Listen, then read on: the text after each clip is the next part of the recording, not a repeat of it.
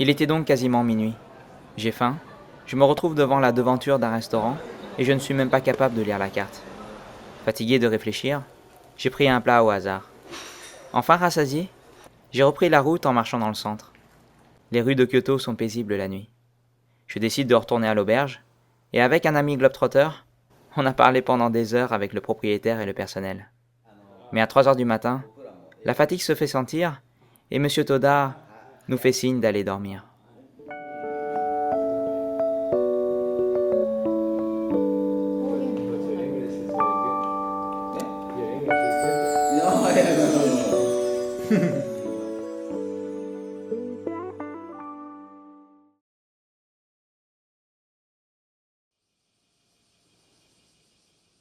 C'est mon 3e jour à Kyoto et contrairement à la frénésie de la grande capitale, ici j'ai juste envie de prendre le temps de vivre comme ces deux enfants qui se rendent à leur cours de sport.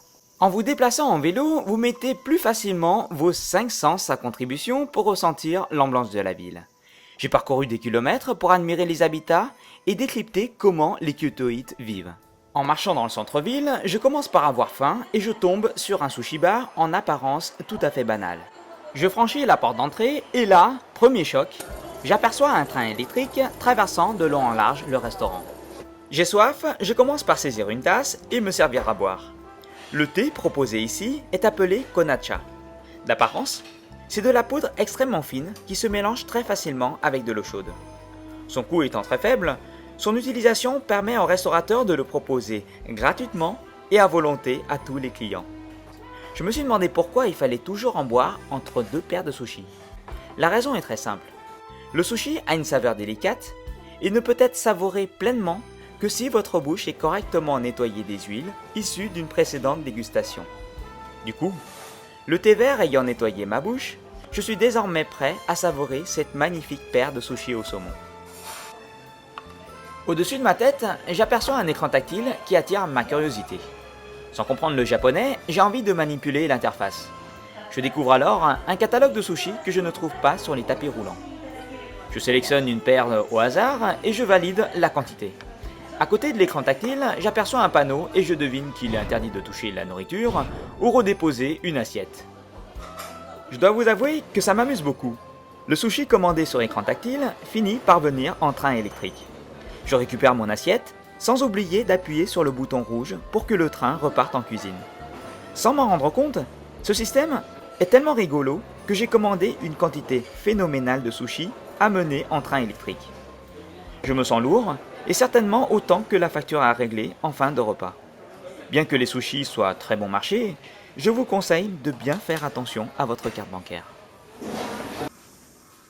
Après ce copieux déjeuner, j'ai visité de magnifiques monuments comme le château de Nijo, le temple de Tofukuji, mais j'ai envie de vous raconter ce qui m'est arrivé à la sortie du pavillon d'argent. Plusieurs touristes japonais m'ont demandé de poser en photo spontanément avec eux. Je n'ai pas compris pourquoi, mais je pense qu'ils ont dû me prendre pour un habitant de Kyoto. Juste avant, j'étais dans ce magasin et j'avais envie d'acheter ce bandeau pour limiter la sueur à cause de la chaleur. Deuxième surprise, je constate que tous les habitants me regardent avec un œil bizarre. Je ne le savais pas, mais je portais un bandeau de kamikaze sur lequel était écrit « Spécial attaque ». Je continue ma promenade sur le chemin de la philosophie qui longe plusieurs temples au nord-est de Kyoto. Ce chemin est appelé ainsi car le célèbre philosophe Kintaro Nishida aimait s'y rendre pour méditer. En parlant de méditation, j'ai envie de vous faire part de ma pensée sur les moyens de transport à Kyoto. Oh, j'ai un super conseil à vous donner. N'hésitez pas à louer une bicyclette. Pourquoi? Tout simplement parce que Kyoto, c'est une ville idéale pour faire du vélo. Vous allez gagner de l'argent, du temps pour vous déplacer d'un site à un autre. Et puis surtout, vous n'allez pas subir les contraintes du bus. Et oui, ici, les contraintes du bus sont très fortes. Les embouteillages et puis surtout, les bus ne travaillent pas très tard, malheureusement.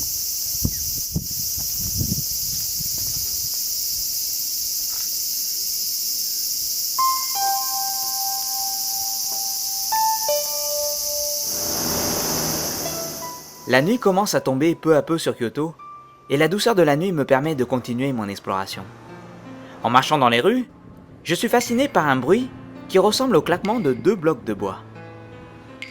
Il s'agit en fait de bénévoles. Ils se baladent dans les rues pour rappeler aux habitants de faire attention avec le feu. En effet, j'ai pu constater que les maisons sont construites avec des matières inflammables comme le bois et sont quasiment collées les unes à côté des autres. Dans ces conditions, un incendie peut se propager très facilement suite à un manque de vigilance. En arrivant dans le centre-ville, j'ai appris par un habitant que j'ai eu l'honneur d'avoir vécu cette tradition ancestrale en voie de disparition. Les lumières et le béton de la ville contrastent beaucoup avec l'ambiance provinciale autour du temple. Je continue de marcher et j'aperçois un groupe de jeunes rappeurs chanter devant l'entrée du métro. Par rapport à ce que j'ai vu aujourd'hui, cette scène m'a paru complètement décalée.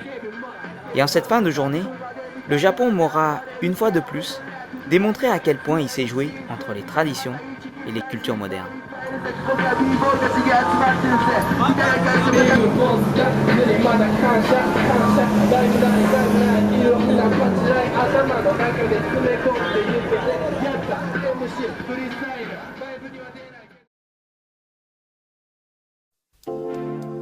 Il fait toujours aussi beau sur Kyoto. Cette ville se parcourt aisément en vélo, mais j'avais envie de jeter un œil sur leur mode de circulation en métro. Et ma foi, le métro n'a rien de particulier. Et comme d'habitude, c'est super propre, que ce soit à Kyoto ou à Tokyo. On pourrait même presque dormir par terre tellement c'est propre. Regardez. J'ai remarqué que la nature et la religion prennent une place très forte dans la vie quotidienne des Japonais. Et pour illustrer mon propos, j'ai envie de vous emmener maintenant à Nara, une bourgade provinciale accessible en seulement 41 minutes à partir de Kyoto. Dans le train, je ne cesse de m'émerveiller en regardant défiler devant moi le visage de la campagne japonaise. Mais en allant à Nara, je n'ai qu'une hâte, expérimenter un nouveau style de cohabitation entre l'homme et l'animal.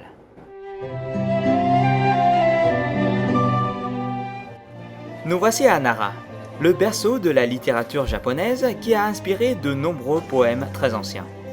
À peine arrivé, je me fais déjà accoster par des daims qui me réclament sans cesse des caresses.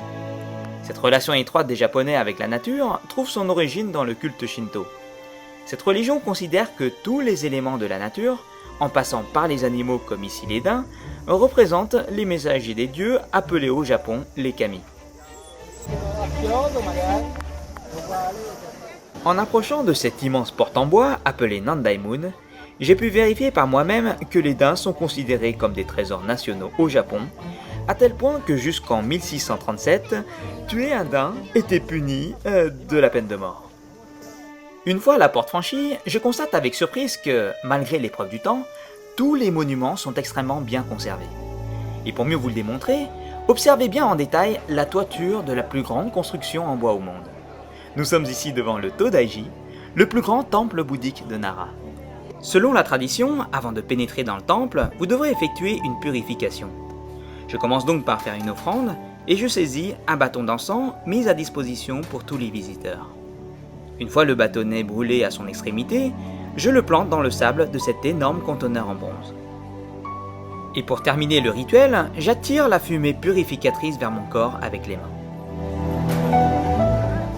Au fur et à mesure que j'approche du temple, je ressens comme une énorme stupéfaction face à l'architecture ancestrale japonaise.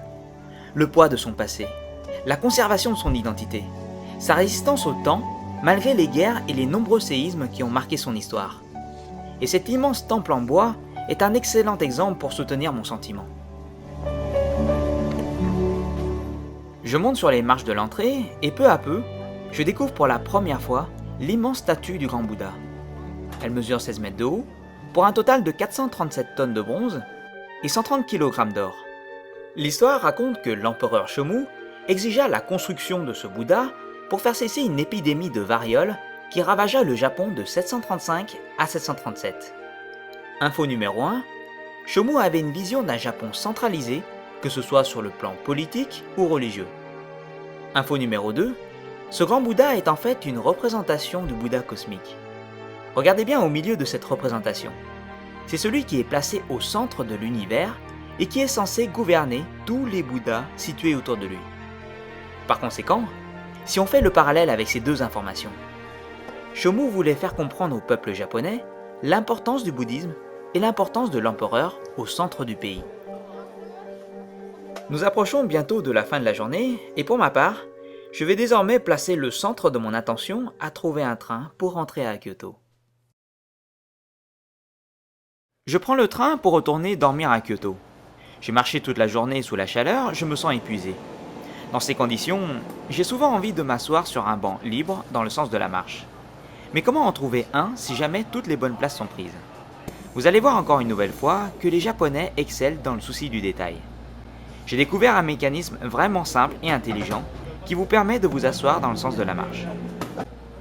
Je vais vous expliquer le fonctionnement. Alors par exemple, vous voulez vous asseoir ici. Vous prenez le manche, vous tirez le manche vers l'arrière, et là ça vous fait 2 places dans le sens de la marche. C'était David Mintra, en direct du Japon. Il est tellement fatigué qu'il a besoin de dormir. J'ai 2 places pour moi.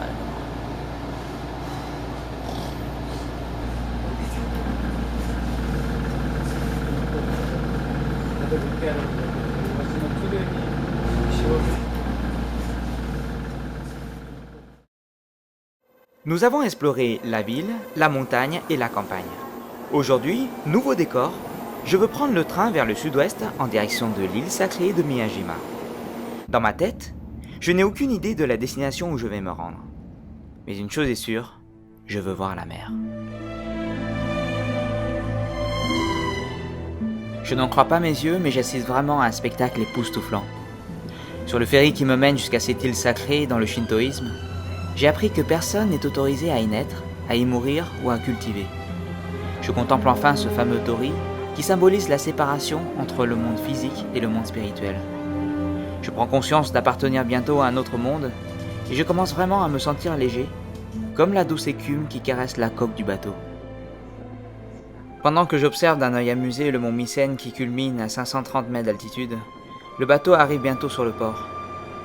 J'effectue mes premiers pas sur cette île et je me rends compte à quel point les Japonais entretiennent un rapport si fort avec la nature. En voyant ce tori de si près, je me dis juste dans ma tête que j'ai une chance inouïe d'avoir quitté le monde réel.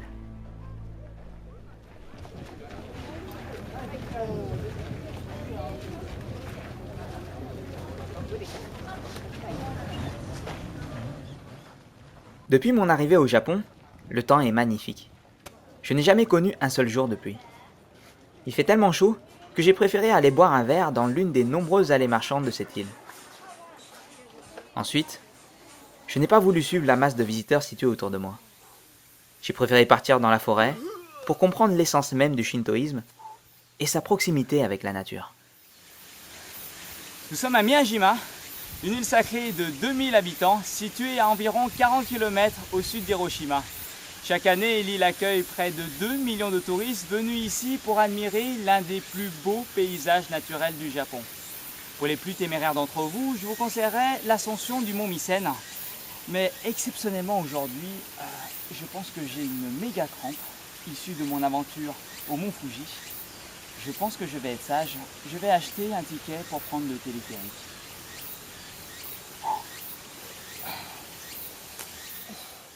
En réalité, je me suis perdu.